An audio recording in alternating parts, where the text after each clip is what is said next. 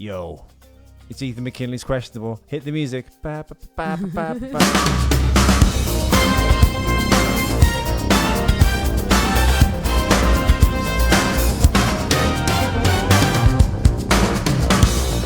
Tony Ortega, how are you, sir?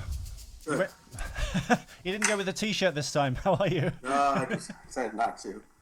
Hello, everyone. Hello, Tony Ortega. Welcome to the show. Thank you so much for coming on, sir. This is it's quite an honour. I'm excited to be here. Well, I saw Going Clear a couple of weeks ago, and I've been binging on Scientology, and I've been on YouTube for the last couple of weeks, and I just think the main person to talk to is obviously Tony Ortega. For anyone listening, we are talking to Tony Ortega. He is a journalist, an author. He is the former editor of The Village Voice. He's the executive editor of The Lip TV. You're currently doing that still, aren't you, Tony? Yes, I am. And you are the author of The Unbearable Miss Lovely, which is the Paulette Cooper case, I assume. The Unbreakable Miss Lovely. The Unbreakable. Oh my God, I've got the wrong glasses on. I'm quite nervous. I think because the subject is Scientology. From talking to you, I don't want to get like Marty Rathbone style people like looming around my house with video cameras and stuff. Why is the fascination that we all have with Scientology, Tony? You know, I think it's a combination of things. First of all, that it's secretive, and we always want to know what are they not telling us. Second of all, that celebrities are involved, and they, L. Ron Hubbard actually made a point of recruiting celebrities, and that's why they have people like Tom Cruise and John Travolta and Kirstie Alley. And then the third element that I think makes it so irresistible is that what we have learned about what they talk about, what they believe, is just so outlandish that, L. Ron Hubbard claimed that he was a race car driver on Earth 40,000 years ago, that he visited heaven 40 trillion years ago, that he traveled all around the universe, all around the solar system, and he believed that all of us could find our own amazing memories from millions and billions of years ago through the use of his technology. So that combination of wild space aliens, space opera, the celebrities, and the secretive nature, I think just keeps Scientology one of the most popular subjects. Whenever anybody writes about it, they always talk about how it was the most read thing in the publication that month. It's just endlessly fascinating for people. Well, it starts with, I guess, Dianetics. Is this the 50s, L. Ron Hubbard, who started Scientology? He was a science fiction author. But on its surface, if you were to stop a Scientologist in the street, and they would tell you, because if you listen to like an old Tom Cruise interview from back in the 90s and stuff, or Travolta, they just go, oh, you just read a book, read Dianetics, so you'd have to read a book. They'd never actually fully tell you what Scientology was. On its surface, is it just like a self-help course you would go on, theoretically? Dianetics is a fascinating book. I blogged it cover to cover, and you can read those blog items that I read it with a former Scientologist, and it's just a mind-blowing book in certain ways. I mean, what he came up with in May 1950 with the book Dianetics, and the subtitle is The Modern Science of Mental Health, is the idea that what's holding us back as adults are traumatic things we went through, not just as children, but in the womb as a fetus. And he believed that he believed he was the first person ever to truly understand how the human mind worked. That it had these two halves. On the one side, it was called the analytical mind, which was this perfectly recording computer. And see, he was influenced by early reports of how computers worked. He didn't really understand how computers worked. The other half he called the reactive mind. And that was this primitive leftover from evolution that takes over when we're super frightened or we're knocked unconscious. And it records all of the worst things that happen to us in what he called engrams. And the re-stimulation of those engrams years later is what causes a lot of problems in our lives. So you might have, for example, a fear of speaking in public. What you don't realize is it's based on something that happened when you were 4 years old. I've got a fear about speaking of Scientology. or whatever it is. You've got physical ailment. You've got, various problems. He believed that it was related to something that happened when you were very young.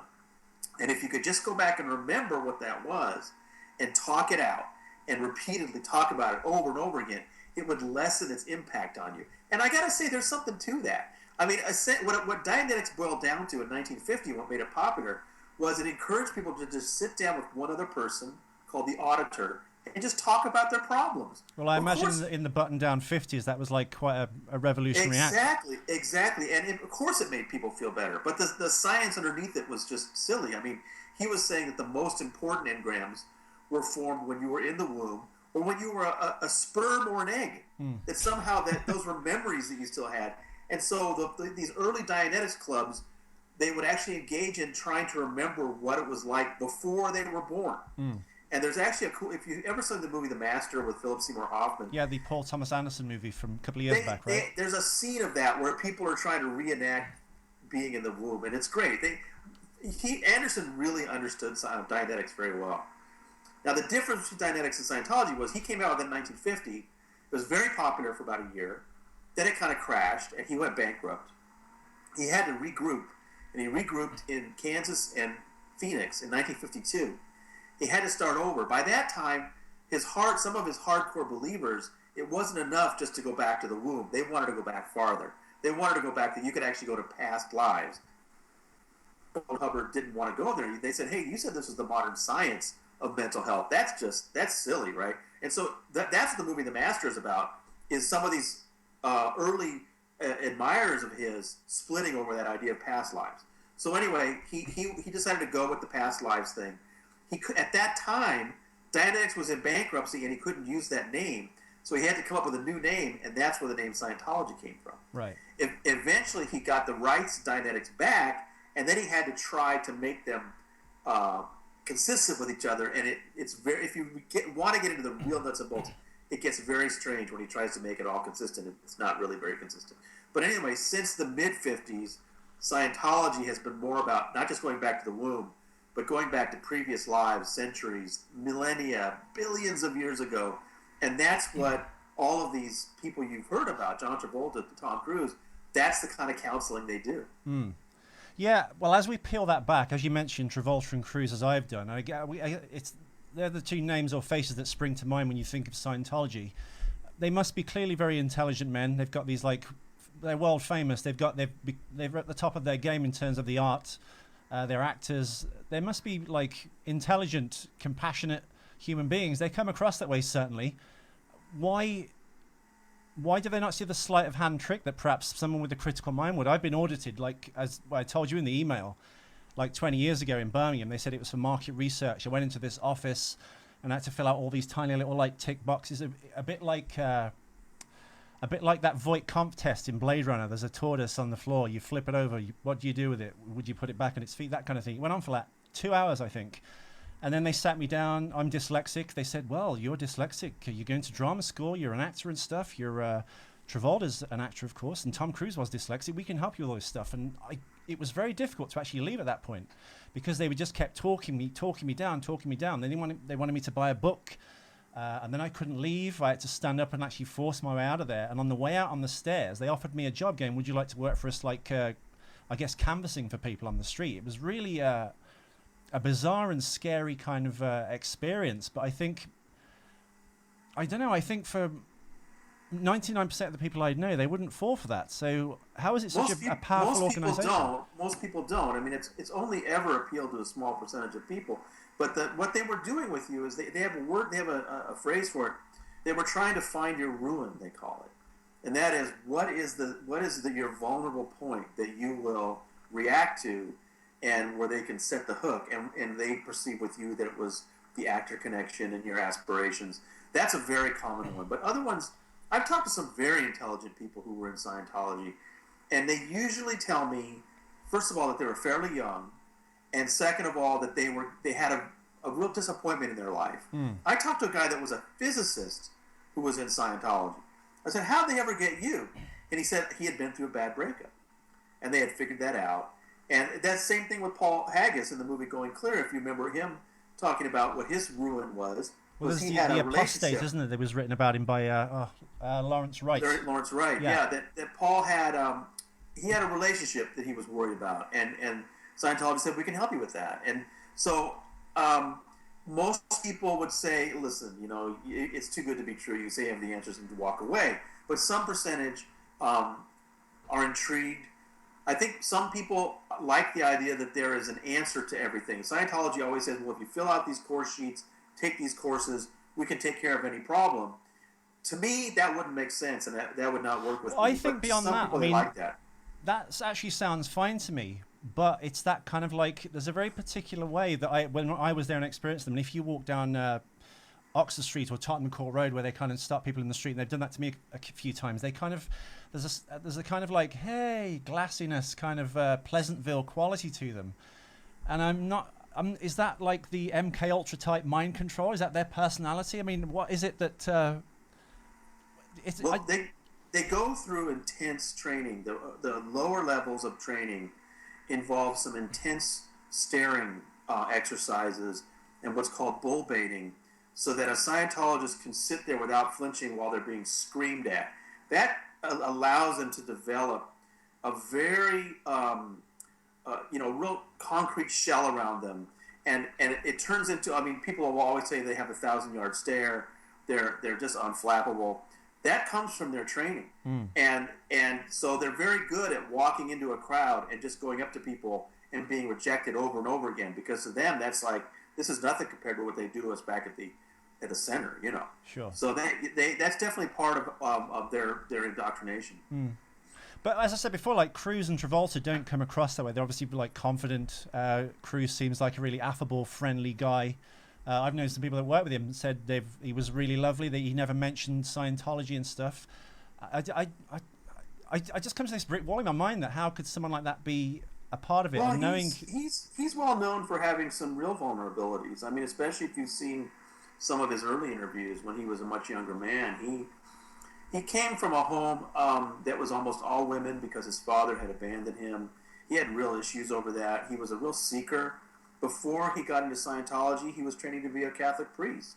Well, there's the Barbara Walters interview I think you're referring to, when she asked him about his family, his father, and he kind of like shuts down a little bit, doesn't he? And I think at that point, was it Pat Kingsley kind of like took more of a control perhaps of his PR and his career? He was a seeker. I have heard different reports about what his personality is like. I actually talked to people that were very close to him for many years, and the person I always hear as a real prince to work with is Travolta. Everyone says he's just an absolutely wonderful guy. I hear different reports about Tom Cruise, but that doesn't really matter. What matters is what was in their life that convinced them that L. Ron Hubbard had discovered the secrets of the universe. And I think with Tom, he had some family background that really made him a seeker and made him somebody that wanted to join something. And with Travolta, he just decided that Hubbard and Dianetics gave him the boost he needed to become, who he is. And it's hard for them to shake that now, no matter what because one of the things that happens in Scientology is you're trained never to trust what people outside Scientology say about it. And so, we look at things like Going Clear or Leah Remini's book or Anderson Cooper's special and think, how can Scientologists deal with all this negative press? And the answer is most of them never see it because they're very good at ignoring what's going on outside. Yeah, no, it's strange. It's just, in the last few years, obviously your journalism has contributed to this, but like it's been just like hemorrhaging, like very high-profile people from the church over the last few years. Marty Rathbone in 2004, I think. I think David Miscavige's niece, is it? Yeah, his niece, she's out. His father, Mike Rinder. Surely at this point, the people within the church are concerned or trying to leave, or should not everyone just be like a mass exodus? I think it's very bad inside there right now because they could ignore it. There's always been people leaving Scientology. From the 50s, there were always people who got fed up and left. Yeah, that's not new. But what happened in the late 90s and early 2000s was that David Miscavige had created such a dreadful environment for people who worked for him that some of these top level people, like you mentioned, all left around the same time between 2004 and 2010. And they all began speaking up publicly in 2009, the Tampa Bay Times and on Anderson Cooper's show.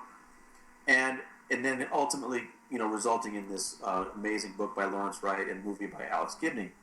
And it's a real phenomenon. The people are leaving, and what I hear over and over again from these longtime people leaving is, it wasn't that they so much lost faith in L. Ron Hubbard and Scientology, they just couldn't take David Miscavige and his management anymore. And it's gotten to the point now where Mike Ritter has a blog, and he specifically keeps an eye on staffing numbers and how many people they can get to events. And he's documenting day after day how hard it's getting for them to get anybody out. So I think what few people there are still in Scientology, even though they're still in, they're very afraid of what's going on with Miscavige. How do they control the membership that's still in there that wants to leave but can't? I mean, it's like a mind control system in a sense. I think, well, the stuff I've been looking at that you've been bringing to light, are these like CIA standard kind of things? Because it sounds very much like tear someone down, build them up. It's a very sophisticated method of information control and fear. I mean, John Sweeney was right when he named his book The Church of Fear. Any Scientologist, like, for example, I just made the example that Scientologists are very good at ignoring the press, right? Well, why is that? Because they know that if they sit down and watch Going Clear or they read Larry Wright's book, someone will turn them in. It's a snitching culture. It's an interrogation culture. I've talked to so many people this happened to where their own child turned them in because they discovered they were reading something on the internet. Well, that's straight out of Orwell's 1984, isn't it? The exactly. Kids snitching on Once the parents. you're turned in to what's called the ethics department, they put you through interrogations, which you have to pay for. So I did a story about a woman whose friends turned her in, and she had to go be interrogated for, I think it was 3 weeks, and it cost her $4,500, after which she was kicked out of Scientology. Why? Because she had watched Leah Remini on Dancing with the Stars, and she had watched a TV interview of Lawrence Wright. So Leah Remini's an SP, I guess, which is for anyone listening, it's total paranoia. They're all so afraid. And see, once she's kicked out, she's married to a guy that's very loyal to the church. And she told, we actually have a recording of this going on, she told the young ethics guy kicking her out, he said, "You've just forced my husband to divorce me." And she went home not knowing what was going to happen. So that's what all Scientologists live in fear of, that they're going to be found out, they're going to be turned in, they're going to be interrogated, their families are going to get ripped apart. A lot of these Scientologists work for other Scientologists, and if they get kicked out of the church, they'll lose their jobs. Yeah. So it's fear that keeps them in for the most part. Well, it's like Mark Headley. He was like within the church in the kind of it was the media department, wasn't he? Doing is it videos and doing stuff like that for them? Manufacturing things, yeah. And he's had to like start a new life outside of that. For members within a thing called the Sea Org, that's the kind of like the organization within an organization, isn't it? What is that exactly like? Because I know Hubbard went onto a ship to kind of like avoid taxes, right? Yeah, he had left the United States in 1959 and went over to England, and he did very well there through the mid-'60s in a place called St. Hill Manor, East Grinstead. Which I accidentally drove into 6 months ago with Simon Wells, an author I was picking up to do a podcast with. We drove into the grounds. I didn't realize what it was. I was like, oh, we can ask the guardhouse. The guard was really like short and curt with us, asked us lots of questions. Then other people started to arrive. The people doing construction kind of surrounded us too. Yeah, it was very, very scary. When we left, a car followed us. We're pretty sure, which I can only assume they did. And yeah, we pulled into a cafe, and then it kind of ended. But it was very exciting, terrifying, and alarming all at the same time. It was very strange. Well, Hubbard lived there from 59 to 66, and built that place up. It was really going very well for him for a long time. But then, once again, he was running afoul of the government, and so in '67 he took to sea, and he had a little armada of 3 ships, and they went around the Mediterranean and they went around the Atlantic. They finally ended up in the Caribbean in '74, and he was sick and tired of it. So in '75 they finally docked the ship and moved to Florida. Right. And so while he was running these ships, the 200 or 300 young people with him, he called the Sea Organization, and ran it like a private navy. Once they went on land in Florida, they continued to call themselves the Sea Org, and they still have naval ranks, and they're still, captains and lieutenants and whatever. And the people in the Sea Org are that hardcore inner elite of Scientology. You have to sign a 1 billion-year contract to be in the Sea Org. most people who sign very young. I've talked to people that signed their Sea Org contract at 14 years old, 12 years old. I talked to a woman who signed her Sea Org contract at 7 years old. And Laura DiCrescenzo, who's a woman that's suing them, in her court papers reveal that when she started in the Sea Org at 12, she was working 94 hours a week.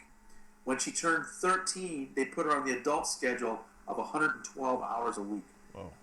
And they're taking home anywhere from $6 to $40 a week.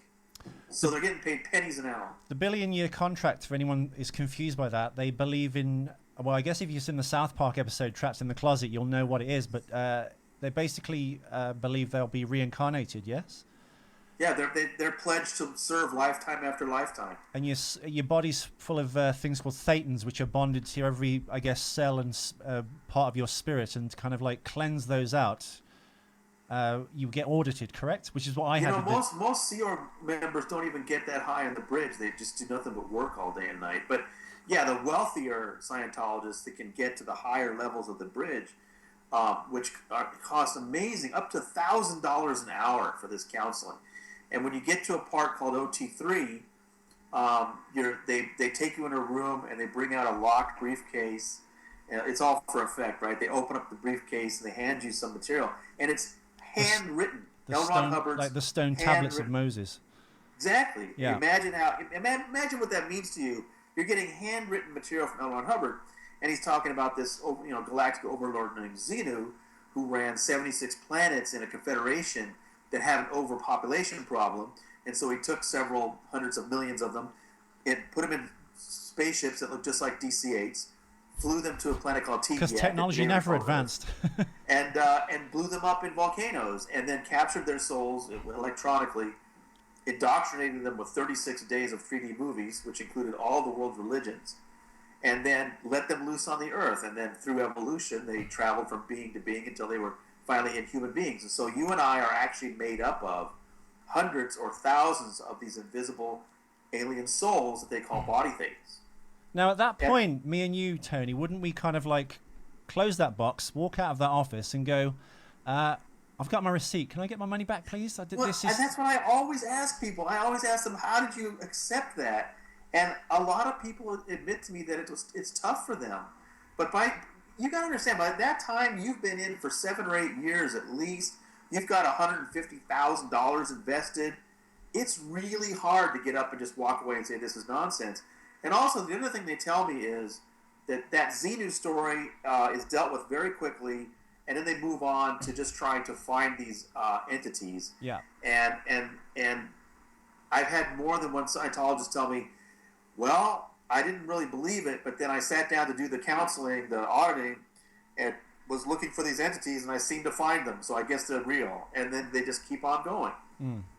What was it like before this David Miscavige took over? Because he took over in 86 or 87 at the point of Ron Hubbard's death, right? What was it like when Ron Hubbard was running it? Was it the same? Well, yeah, a lot, long-time, old-timer Scientologists will tell you that it was much, much different. And there's no question in the 70s, you can just see in the photographs and films and the documents that it was a more, I'd say, fun experience and less heavy-handed.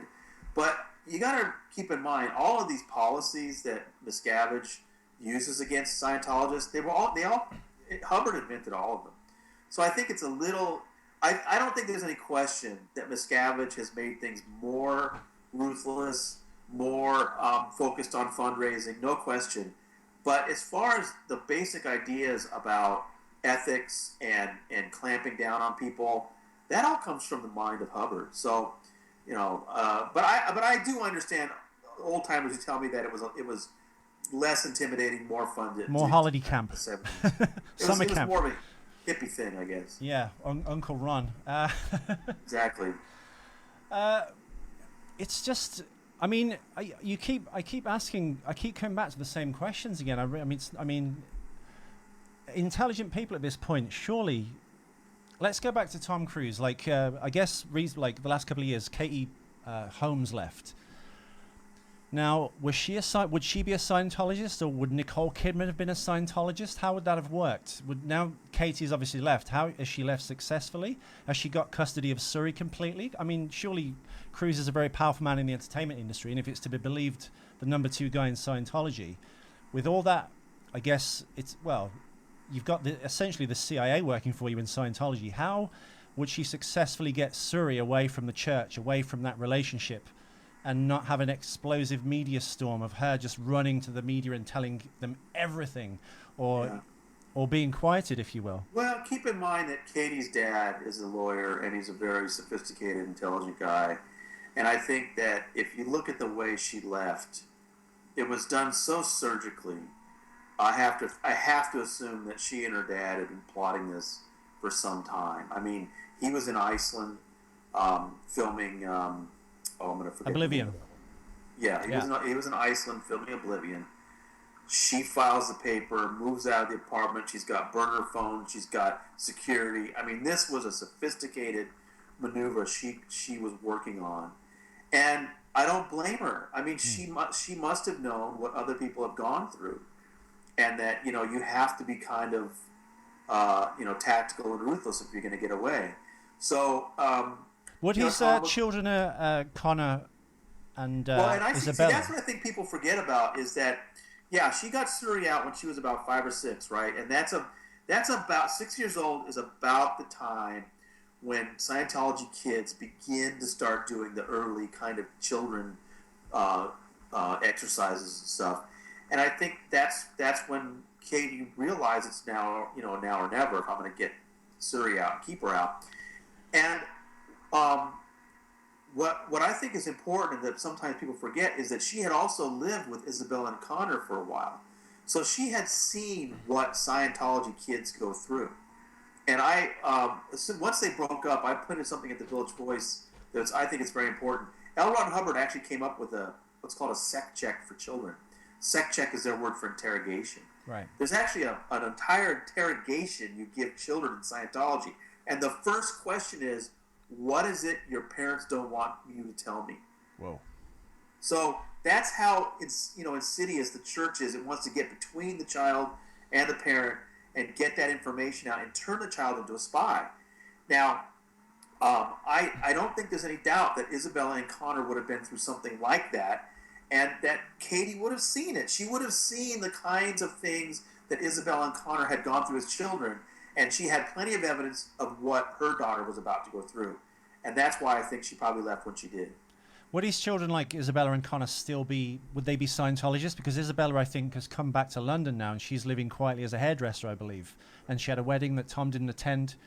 Is that her kind of like trying to escape Scientology? No, I don't think so. I think those reports are always exaggerated. It is true that Tom and Nicole were not invited to the wedding. But I do believe Bella when she said that they just wanted a wedding without celebrity. They wanted a quiet, small ceremony. They couldn't do that with their famous parents there. Her wedding, she did marry a non-Scientologist, but his best man was one of the most prominent Scientologists in England. Okay. So I think Isabella and Connor have not rebelled from Scientology. I think they're with the program. And you got to keep in mind with celebrities specifically, being a Scientologist doesn't necessarily mean going down to the org every other day. I mean, you can sort of be very involved or less involved. A lot of the young Scientology celebrities today, they all grew up in it. And if you can go, there's a place you can look online to find out what a Scientologist career looks like. And the young Scientologists are not very far up that bridge. They don't do all that much in Scientology. They just are Scientologists. So I really don't think that Isabel and Connor have turned away from Scientology. Sure. Wow. It's what do you think the future holds for Scientology? You've got people like Mike Rinder, of course, doing I guess the Lord's work, if you will, like you, reporting on Scientology now. How is it going to survive in the next 20 to 50 years? Do you think Cruz or Travolta will ever come out and leave? I mean, Haggis, of course, one of his main contentions with Scientology was their rejection of homosexuality. You can join if you're gay, but they'll, I guess, deprogram you. I mean, there's certain members we've mentioned on this show, but I'll say allegedly, have an alternative lifestyle perhaps and have been caught on camera, or there's many stories circulating about them, why would they not have left or spoken out at this point?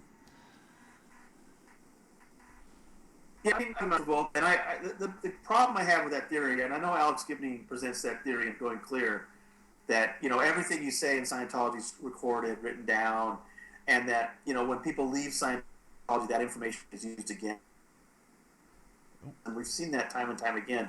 Much of that with Travolta is, what more is there secret that we don't already know about this poor guy? You know, he's been sued so many times for attacking these masseurs and stuff. I don't think, I really believe that John Travolta still has total faith in L. Ron Hubbard as the best thing that ever happened in his life. Sure. And it's really hard for him to think outside of that. And even though everybody I've ever talked to that worked with him says he's a great guy, really a sweet person. I just think he's just hopelessly caught up in Scientology. It'd be very hard for him to leave. On the side of Tom Cruise, I think Cruise is more of a calculating guy. I think that somebody that, I can't say who it is, but it was with him for many, many years, told me that the biggest difficulty for Tom Cruise would be admitting that he made a mistake. Right. That would be really, really tough for Tom Cruise. And I don't think it's that he worries that David Miscavige is going to reveal his secrets or anything. I think he has just really bought into this to the point where he and Miscavige believe they're the two most important human beings on the planet now that Hubbard has left it. Sure. And it would be really hard for him to give up that idea. He kind of like became this almost religious zealot in a sense in the mid-2000s. I think Pat Kingsley, his publicist, kind of left at that point. His sister, I think, took over. And then he just became this like gung-ho Scientologist, damaging his kind of career. I think Sumner Redstone came out, the Paramount head, and said he was affecting the box office takings of Mission Impossible 3 and stuff. He's kind of like tapered off that again now. Does that mean he's kind of left the church a little bit, the same way he did when he was with Nicole, or? I don't think so. Yeah, that and Marty Rathbun explains that pretty well in the film. That, you know, when I've written about his whole history. It's really fascinating. Tom had gotten into Scientology through Mimi Rogers, who he had met in 86 or 85, 86. His first wife. They were married on May 9th, 1987, which is Dianetics Day. Okay, so by 1987, he was enough of a Scientologist that he got married on Dianetics Day. And but David Miscavige didn't like Mimi Rogers because Mimi Rogers' father was a squirrel. He's a guy who had left Scientology but continued to do Scientology on his own. So that made Mimi a problem for Miscavige, and here she brought this major star to him. And so I wrote a story based on what Marty Rathbun told me, that Nicole was used to help split up Tom and Mimi, and that's all they were hoping for. Once Tom then fell for Nicole and started talking marriage, Miscavige was really unhappy about that. He didn't want that to happen because Nicole had her own problems. Her dad is a famous psychologist in Australia, and there's nothing worse for Scientology than psychiatry. So I've been to that museum, by the way, the one in Hollywood. The one on Sunset Boulevard, yeah. But she went along with the program. She trained in Scientology all the way up to OT2, which is kind of amazing. But she kind of turned away from it.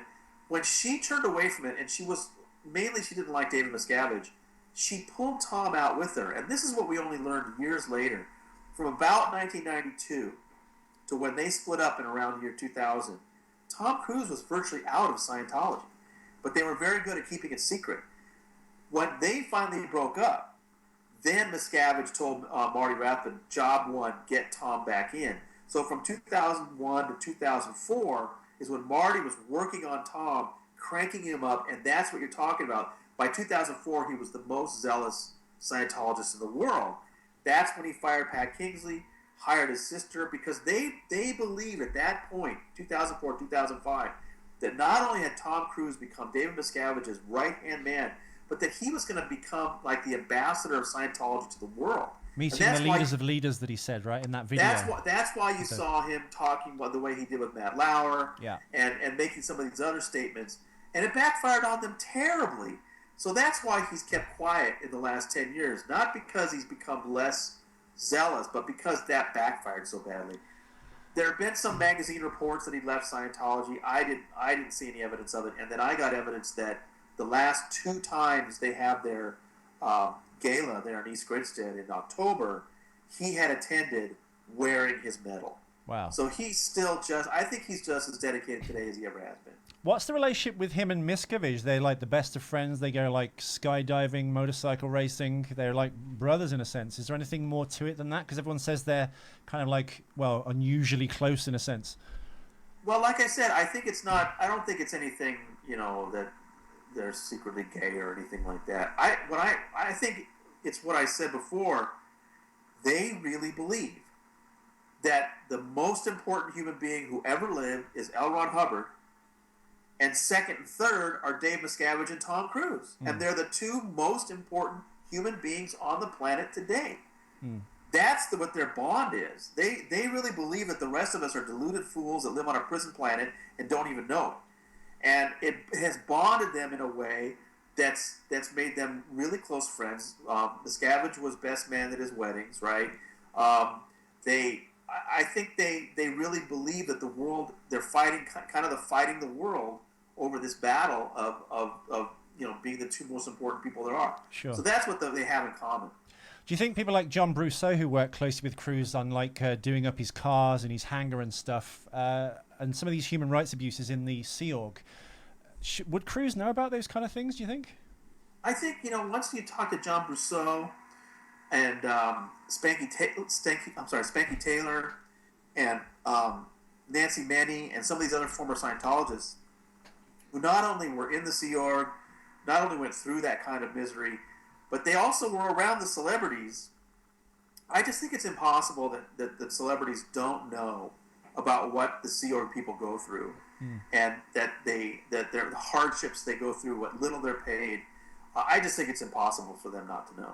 But these stories about like Dave Miscavige like physically attacking people and punching them and stuff, would Cruise not know about those kind of things? It's almost like there's this, a bit like Hollywood itself, there's this duality. There's like a superhero persona and then there's the disguise behind it. I mean, do they lead double lives? Is one side denied or ignored? It's strange. Well, I mean, it's part of being a Scientologist to lead a double life. I mean, Scientologists are trained that, there's the way you present yourself outside Scientology and the way you present yourself inside. Because all of us dummies that are not in Scientology can't handle the truth, right? So they have this amazing truth about the history of the planet and how they're going to be, freeing the planet. But, they can't hit the outside world with all that truth all at one time. Yeah. So they're very used to having two different ways of speaking inside and outside the church. That's very common. But I don't have a doubt that Travolta and Cruise know about the hardships of the Sea Org. I can't say with certainty, though, that they know about Miscavige physically assaulting his employees. I don't know that. Sure. For anyone that's left like Mike Rinder and stuff and Marty Rathbone, why have there not any kind of Nuremberg-esque trials where it's just like, well, I was just following orders and stuff, but human rights abuses are human rights abuses. With enough people coming out saying these things, have they not been put on the block, as it were? It's really tough for law enforcement. There was an FBI investigation in 2009, 2010, and Marty Rathbone was talking to the FBI and Mike Rinder and a lot of other people. The tough thing for law enforcement is that Scientology got its tax exempt, tax exempt status in 1993 as a religious organization. And the other thing that makes it tough for law enforcement is, they were literally thinking about raiding the base near Hemet in the summer of 2010. Sure.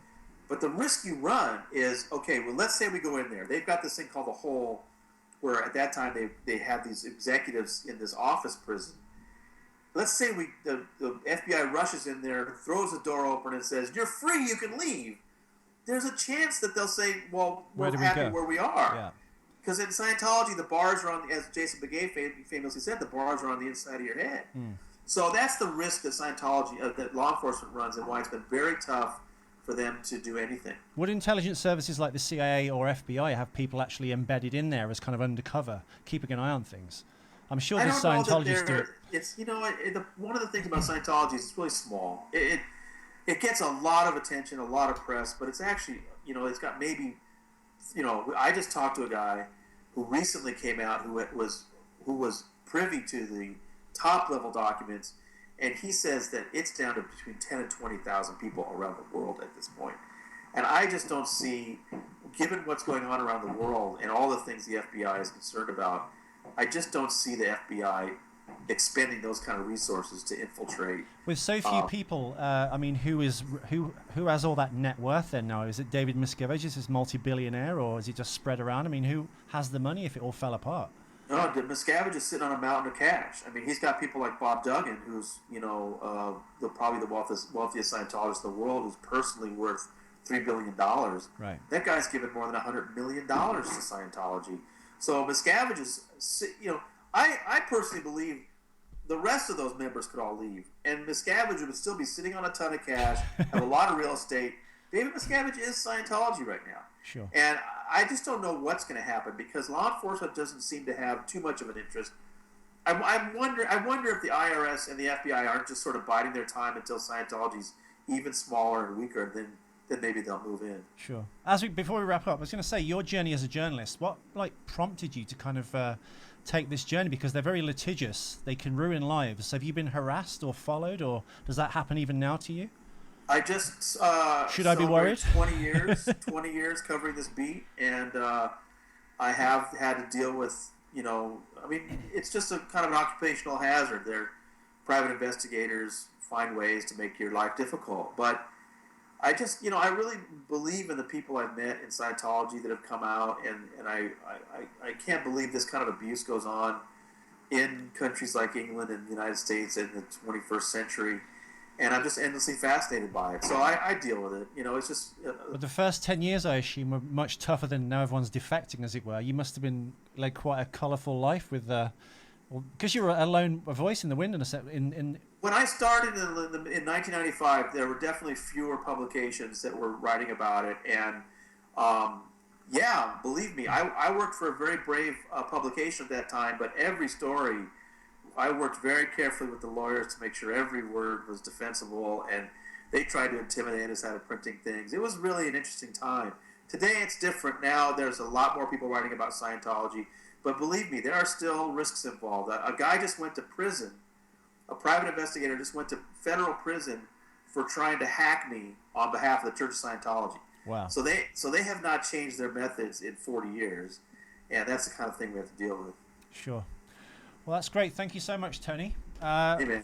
Where can people find you? You've got TonyOrtega.org. Is that like the main collection point for all the Scientology reports that you kind of generate, essentially?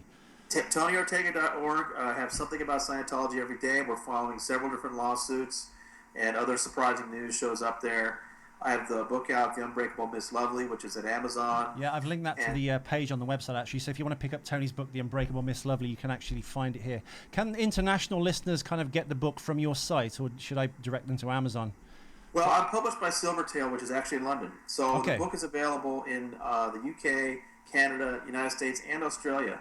So outside of that, it might be a little tougher. Okay. Sir, thank you so much for coming on. It's flown by. There's like a million more questions I want to ask, but I'm going to let you go. Hopefully we can do this again in the future. Well, you asked great questions. I really enjoyed it, and please do have me back. All right, first, thank you so much. Tony, I love you. I will see you soon again. Thank you so much.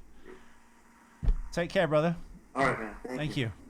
Someone had told me there's this cult, and they'll make anything possible in your life. I was deeply convinced that we were going to save the world. It was a transcendent experience. You feel euphoric. Everything you do for endless trillions of years depends on what you do with and in Scientology. They sell it all in the beginning as something quite logical. You take on a matrix of thought that is not your own. It's so strong that it sticks you like glue. Control were very suggestible. You just don't see it happening to you. You justify so much. There is no logical explanation other than faith.